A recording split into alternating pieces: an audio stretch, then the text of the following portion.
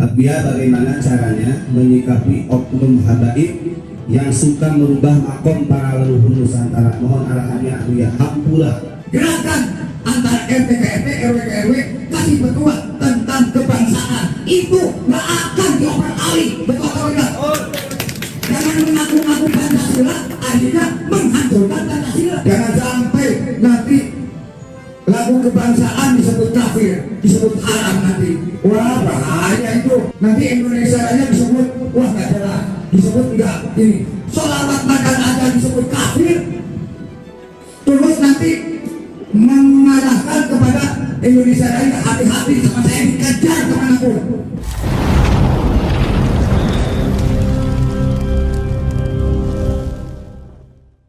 Anak bangsa ini perlu dididik dari mulai TK sampai perguruan tinggi. Kenapa?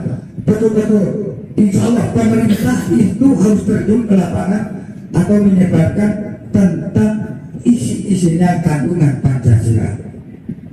Saya yakin kalau itu diterapkan lagi kepada bangsa negara Republik Indonesia, mungkin tidak kehilangan sejarah Indonesia ini.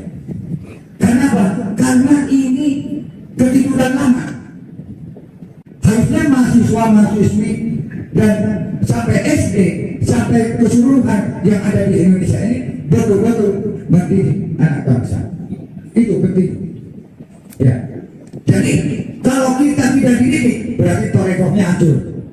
Biarpun di Indonesia beraneka ragam agama, beraneka ragam suku, tapi semua di situ budaya Indonesia dan semua isinya ada di Pancasila.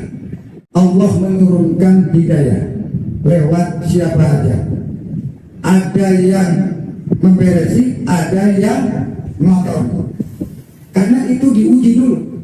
Indonesia menjadi mutiara atau Indonesia jadi widadari.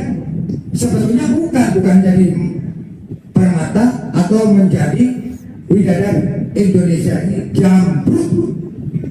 Ya ada siapa yang nggak ingat jambrut?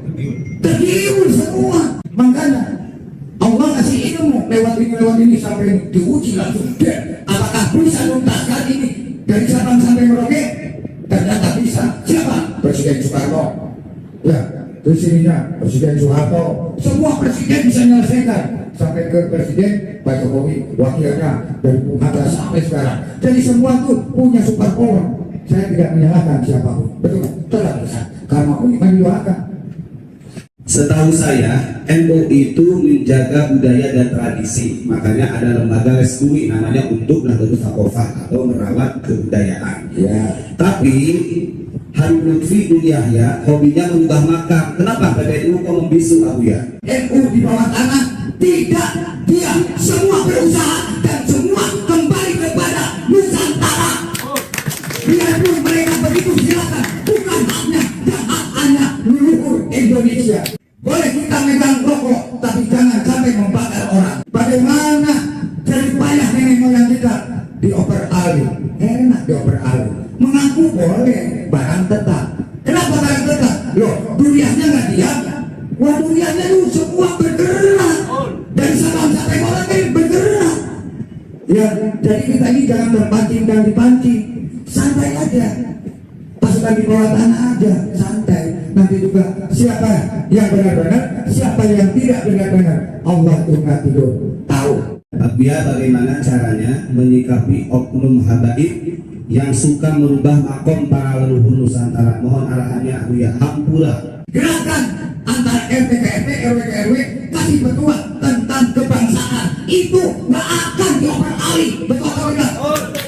Jangan mengaku-ngaku Pancasila, akhirnya menghancurkan Pancasila. Hati-hati, kita ini tanjakan moral kita benar-benar untuk menjaga tanah air, yaitu disebut anak bangsa.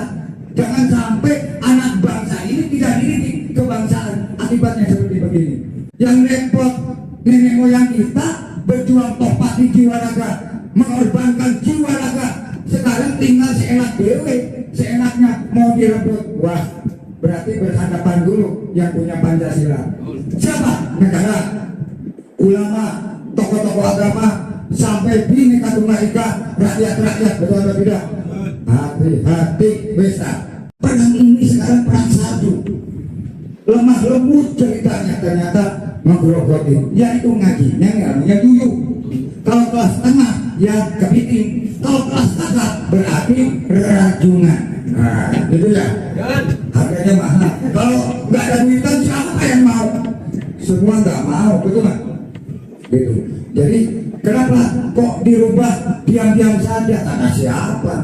Sekarang ini waktu penyanyian Hasan Jiko, seorang kiai, seorang PBNU, ya, sampai saya mencari itu 5 tahun. Yuk saya sadar, ternyata masih di Ampel, Turiahnya tahu, semua tahu. Disitulah kita ini sejarah NU itu banyak sekali. Saya diceritakan dan saya juga ada sejarah NU yang nuri yang hakiki sampai disodorkan kepada Gusola sama Kiai Hasim Muzadi. Jangan sampai nanti lagu kebangsaan disebut kafir, disebut haram nanti. Wah bahaya itu. Nanti Indonesia Raya disebut wah nggak jelas, disebut enggak ini. Sholawat makan aja disebut kafir.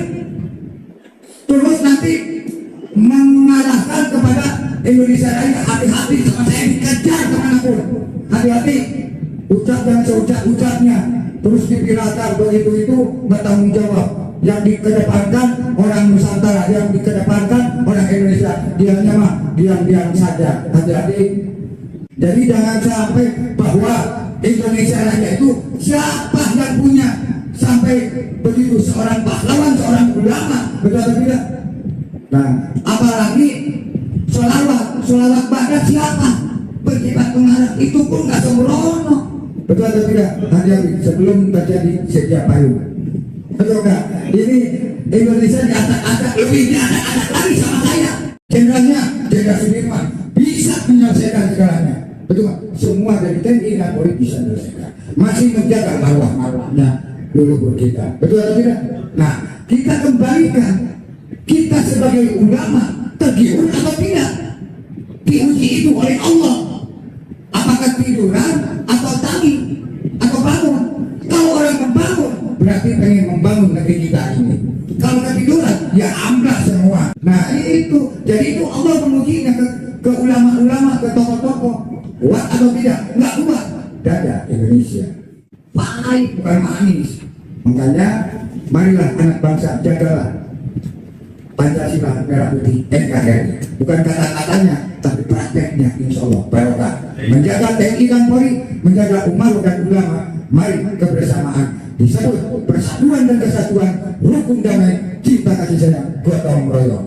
Mereka